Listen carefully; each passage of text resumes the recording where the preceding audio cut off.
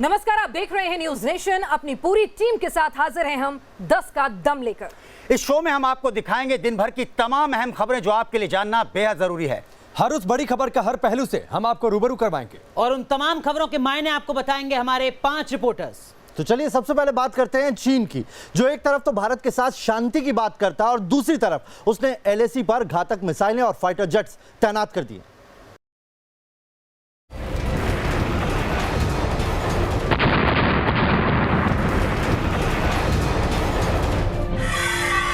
नई साजिश, सैटेलाइट सबूत, देखो चीनी ताबूत।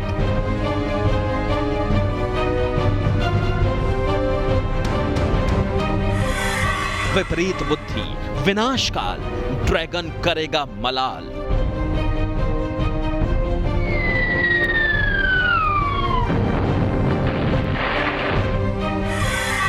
निशाने पर एयरबेस, शुरू हो गई वॉर रेस।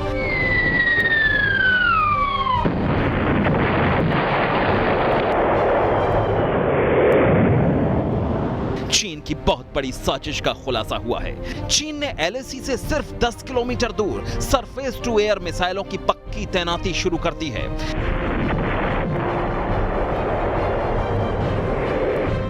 चीन इन मिसाइलों के लिए लिपुलेख में प्लेटफॉर्म बना रहा है।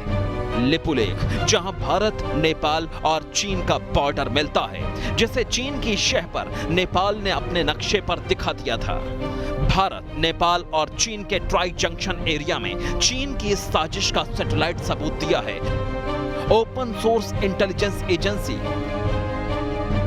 बॉर्डर के पास चीनी सेना की तैनाती भी हो रही है और ये तैनाती हो रही है ठीक यहाँ पर। तो सीमा के 100 किलोमीटर के दायरे में क्या कुछ घट रहा है, क्या कुछ चीन साजिशें रच रहा है, ये आप देख सकते हैं। यहाँ पर आर्मी बेस बनाया जाता है, यहाँ पर मिसाइल का अड्डा बनाया जाता है और यहाँ पर सेना की तैनाती की जाती है।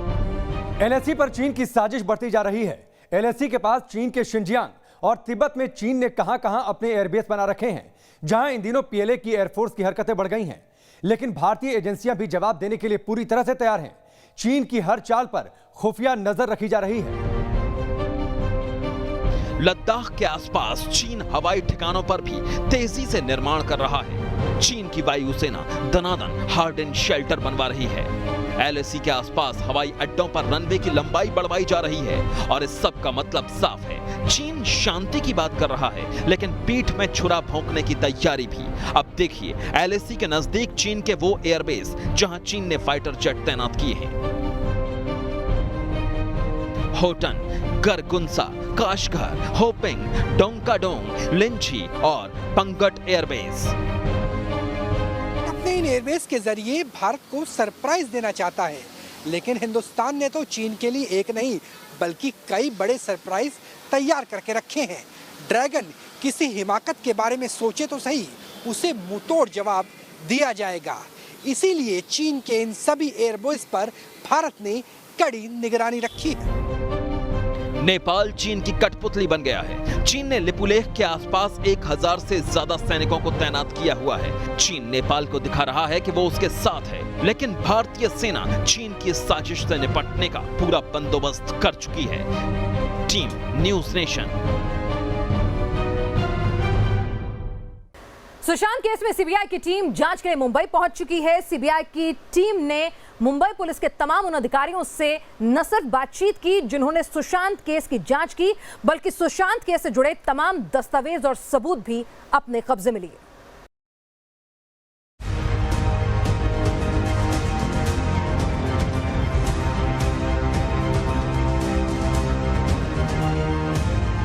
सुशांत की मौत का सच पता लगाने के लिए CBI की टीम बगैर क्वारंटाइन हुए अपना काम कर रही है। जांच पड़ताल चालू है, पूछताछ हो रही है और सबूत भी जमा किए जा रहे हैं। CBI के साथ में सेंट्रल फॉरेंसिक साइंस लैबोरेटरी यानी CFSL के स्पेशलिस्ट भी मौजूद हैं। दूसरी ओर सियासी हलचल भी तेज है। बीजेपी के नेता सुरेश नाखुआ का दावा है कि इस केस में अपनी राजनीतिक छवि बचाने की कोशिश में एक युवा नेता खुद ही CBI को बयान देने पहुंच सकता है। CBI के 10 अफसरों की टीम मुंबई पहुंची तो हलचल मच गई। CBI की टीम बांद्रा थाने पहुंची, वहां केस देख रहे DCP अभिषेक त्रिमुखे से मुलाकात की। थाने से सबूत लिए, दस्तावेज मांगे, सुशांत का फोन और लैपटॉप लिया और केस डायरी ली। सीबीआई की 2 टीमों में से एसपी अनिल यादव की टीम पुलिस केस की फाइल की पड़ताल में जुट गई और एसपी नुपुर यादव की टीम फॉरेंसिक एनालिसिस में जुट गई। सीबीआई को अहम जानकारी मुंबई पुलिस के डीसीपी अभिषेक त्रिमुखे से मिली है। खबर है कि सीबीआई की टीम ने डीजीपी रैंक के अफसर परमजीत दहिया से भी कुछ जरूरी जानकारी हासिल की है। ये वैसे अधिकारी हैं जिन्होंने सुशांत सिंह की मौत के बाद इस केस में तफ्तीश की है या उससे जुड़े रहे हैं। जांच का अहम पड़ाव सुशांत का घर भी है, जहां सीबीआई की टीम घटनास्थल यानी सुशांत के कमरे में जाकर उस कथित सुसाइड के सीन को रिक्रिएट करने का प्लान बनाया। सुशांत के घर के केयरटेकर को सीबीआई ने पहले ही चाबी तैयार रखने को कह दिया था ताकि उस कमरे में रिक्रिएशन कर तथ्य जमा किए जा सके। सच का पता तो मुंबई के अस्पताल में भी लगाया जा रहा है। पता चला है कि सीबीआई की टीम कूपर अस्पताल के उन 5 डॉक्टरों से भी पूछताछ करेगी जिन्होंने सुशांत की मौत के बाद उनका पोस्टमार्टम किया था। सीबीआई की इस पड़ताल में एक अहम सवाल यह है कि सुशांत की मौत के बाद मॉर्चुरी में रिया चक्रवर्ती क्यों मौजूद थी और किसके आदेश से उसे अंदर दाखिल होने दिया गया था। हालांकि सीबीआई ने सुशांत केस की मुख्य आरोपी रिया चक्रवर्ती से अभी कोई पूछताछ नहीं की है, लेकिन पता चला है कि रिया समेत दूसरे आरोपियों से सीबीआई अगले हफ्ते से पूछताछ करने वाली है। वैसे सीबीआई की पड़ताल को लेकर शिवसेना और एनसीपी ने पहले से ही सियासी बयान देना शुरू कर दिया था, लेकिन अब बीजेपी के एक और नेता सुरेश नाखुआ ने अलग दावा किया है। नाखुआ ने सोशल मीडिया पोस्ट में दावा किया है। बेहद भरोसेमंद सूत्रों के मुताबिक एक युवा नेता आजकल में खुद ही सीबीआई के सामने पेश हो सकता है। बड़े पैमाने पर पीआर रणनीति बनाई जा रही है। हालांकि इस ट्वीट में किसी का नाम नहीं लिया गया, लेकिन महाराष्ट्र में शिवसेना के पुराने नेता और मौजूदा बीजेपी नेता नारायण राणे और उनके बेटे नीतीश राणे ने शिवसेना नेता के नाम पर आशंका जताई है। Team news nation. Sushant case को लेकर चल रही सीबीआई जांच पर जहां सबकी निगाहें टिकी हैं, वहीं रिया चक्रवर्ती को लेकर भी नए खुलासों का दौर जारी है। नए खुलासे में कथित तौर पर महेश भट्ट और रिया चक्रवर्ती के बीच व्हाट्सएप चैट के स्क्रीनशॉट्स वायरल हैं, जिनसे इशारा मिलता है कि रिया चक्रवर्ती ने महेश भट्ट के कहने पर ही सुशांत का घर छोड़ा था।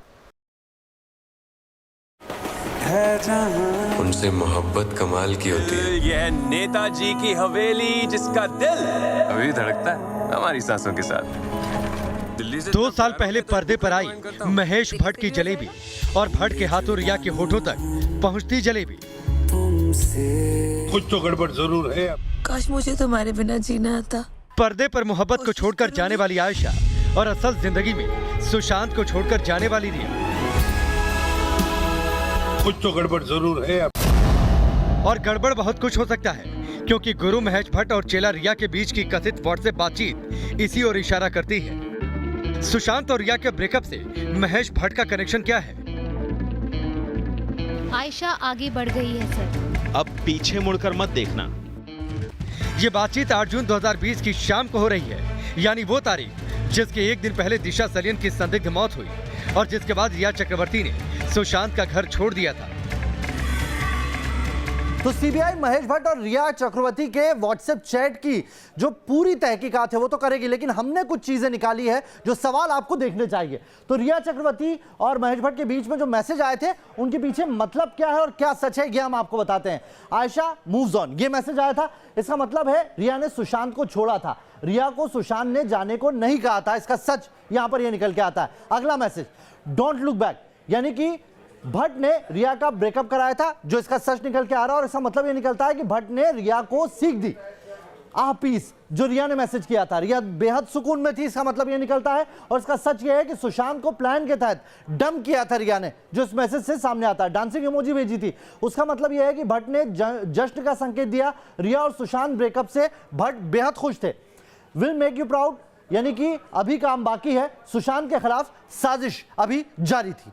तो ये वो मैसेज है जो भट्ट और रिया चक्रवर्ती के बीच में हुए। वैसे सुशांत रिया के ब्रेकअप में महेश भट्ट के गुरु ज्ञान की चर्चा काफी पहले से है। महेश भट्ट और रिया के रिश्तों को लेकर भी चर्चा हुई है। इससे पहले भी रिया और महेश भट्ट की कई तस्वीरें सोशल मीडिया पर वायरल हो चुकी हैं, जिसमें दोनों काफी करीब दिख रहे थे। महेश भट्ट और रिया एक दूसरे से इतना करीब थे कि जिस दिन सुशांत सिंह राजपूत की बॉडी मिली थी उस दिन दोपहर 2:35 पर महेश भट्ट ने रिया को व्हाट्सएप करके कॉल करने को कहा था। इसके बाद शाम 4:01 और 4:13 पर महेश भट्ट ने रिया को व्हाट्सएप कॉल की थी, लेकिन बात नहीं हो सकी। एक खुलासा ये भी है कि सुशांत सिंह का घर छोड़ने के बाद से सुशांत की मौत के बाद तक महेश भट्ट और रिया चक्रवर्ती के बीच व्हाट्सएप मैसेज पर जो बातें हो रही थी उनमें से कई ऐसे good morning post Mahesh Bhatt ने रिया को व्हाट्सएप पर भी शेयर किए थे। जैसे सुशांत की मौत के बाद 15 जून को महेश भट्ट ने ट्विटर पर जो पोस्ट किया था वही पोस्ट भट्ट ने रिया चक्रवर्ती को भी भेजा था। लहू की 2 लकीरों के ऊपर भट्ट के इस संदेश का क्या मतलब और मकसद था, ये सारे सवाल अहम हैं। फिलहाल तो यही लगता है कि जिस तरीके से सुशांत के केस में सीबीआई के साथ साथ मुंबई पुलिस की समानांतर जांच जारी है, उस हालात में दोनों एजेंसियों के अपने गवाह, अपने सबूत और अपने तथ्य हो सकते हैं। Team news nation. पाकिस्तान दशकों से जिहाद के नाम पर हिंदुस्तान के खिलाफ साजिशें बुनता रहा है, लेकिन जिहाद की यही साजिश अब हिंदुस्तान में भी असर दिखाने लगी है। दरअसल ताजा मामला कानपुर से आया है, जहां पर लव जिहाद की शिकार एक पीड़िता ने वीडियो जारी कर बाकायदा खुद को बचाए जाने की अपील की है।